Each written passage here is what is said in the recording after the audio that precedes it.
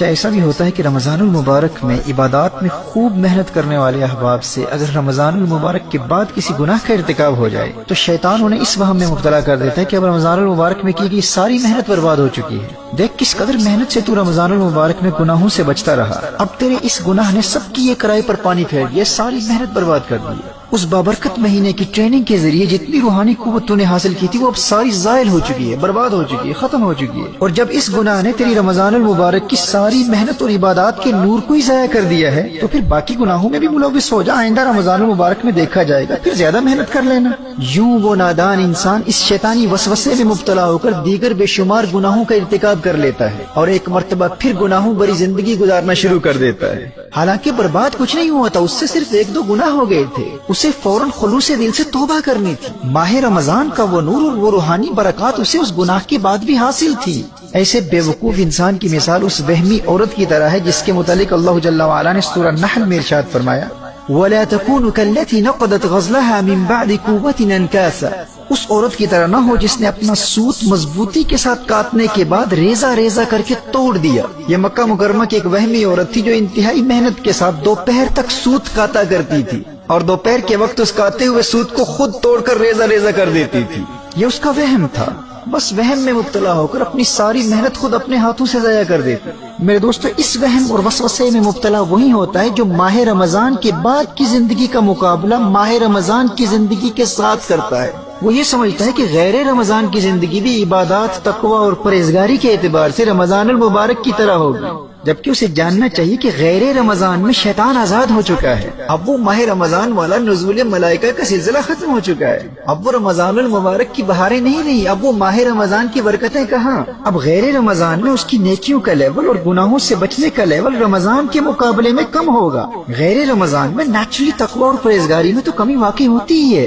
اس لیے محترم احبہ، عام لوگوں کو ماہ رمضان کے بعد کی زندگی کا مقابلہ ماہ رمضان کی زندگی سے ہرگز نہیں کرنا چاہیے، بلکہ ماہ رمضان کے بعد کی زندگی کا مقابلہ ہمیشہ ماہ رمضان سے پہلے کی زندگی کے ساتھ کرنا چاہیے۔ یہ بڑی اہم بات ہے، یعنی اگر ماہ رمضان میں حاصل کی گئی تربیت کا آپ پر اتنا اثر ہوا ہے کہ ماہ رمضان کے بعد کی زندگی فرائض کی ادائیگی اور گناہوں سے بچنے کے اعتبار سے ماہ رمضان سے پہلے کی زندگی سے بہتر ہے، تو آپ اللہ جل وعلا کا شکر ادا کریں کہ اللہ جل وعلا نے آپ کو آپ کے مقصد میں کامیابی عطا فرمائی ہے، آپ کامیاب ہیں۔ اب اگر کوئی گناہ ہو بھی جاتا ہے تو فوراً توبہ کر کے اپنا روحانی سفر جاری رکھیں، اور شیطان جب بھی اس وہم میں مبتلا کرنے کی کوشش کرے کہ اب کیا فائدہ، اب تو سب کچھ برباد ہو چکا ہے، تو نے تو گناہ کر لیا ہے، ماہ رمضان کی ساری محنت برباد ہو چکی ہے، پھر گنہگاروں والی زندگی گزارنا شروع کر دے اور آئندہ رمضان میں پھر محنت کرنا اور پھر دیکھا جائے گا۔ ماہ رمضان کے مقابلے میں تو اب تو زیرو ہے، صفر ہے، ختم ہو چکا ہے۔ جب شیطان اس وسوسے میں مبتلا کرنے کی کوشش کرے تو فوراً جواب دے کہ میں نے ماہ رمضان کے بعد کی زندگی کا مقابلہ ماہ رمضان کی زندگی کے ساتھ نہیں، ماہ رمضان کی زندگی سے پہلے کی زندگی کے ساتھ کرنا ہے،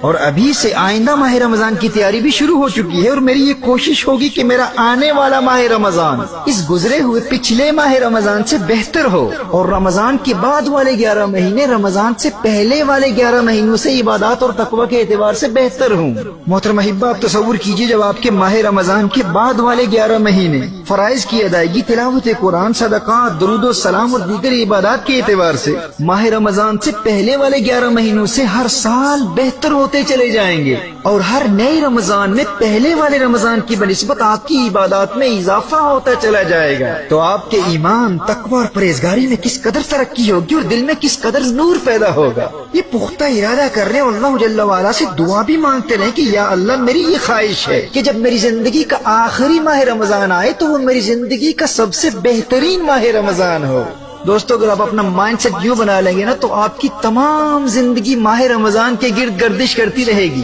ماہ رمضان کے بعد کی زندگی کا مقابلہ ماہ رمضان سے پہلے کی زندگی کے ساتھ، اور ہر نئے ماہ رمضان کی زندگی کا مقابلہ پچھلے ماہ رمضان کی زندگی کے ساتھ، یوں دل میں عشق رمضان المبارک مسلسل بڑھتا رہے گا۔ حضرت یعلا بن فضل فرماتے ہیں کہ صحابہ کرام علیہم رضوان سال کے 6 مہینے اس دعا میں گزار دیتے تھے کہ یا اللہ، ہمیں ماہ رمضان عطا فرما دے، اور جب ماہ رمضان مل جاتا تو 6 مہینے اس دعا میں گزار دیتے کہ یا اللہ، ہماری رمضان کی عبادتوں کو قبول فرما لے۔ یوں ان عاشقان ماہ رمضان کی تمام زندگی ماہ رمضان کی گردی گردش کرتی رہتی۔ محترم احبہ، ماہ رمضان کی یادوں سے اپنے قلوب میں اجالا کرنے کے لیے شوال مکرم کے 6 روزے ضرور رکھیں۔ اور اسی طرح ہر پیر اور جمعرات کا روزہ بھی ضرور رکھیں، اور ایام البید یا ایام بیز ہر مہینے کی 13ویں 14ویں اور 15ویں تاریخ کو روزہ رکھیں۔ یوں رمضان المبارک کی یادیں بھی تازہ ہوتی رہیں گی، اور ان صحیح احادیث کی روشنی میں یہ روزے رکھنے والوں کو تمام سال روزہ رکھنے کا ثواب بھی ملے گا۔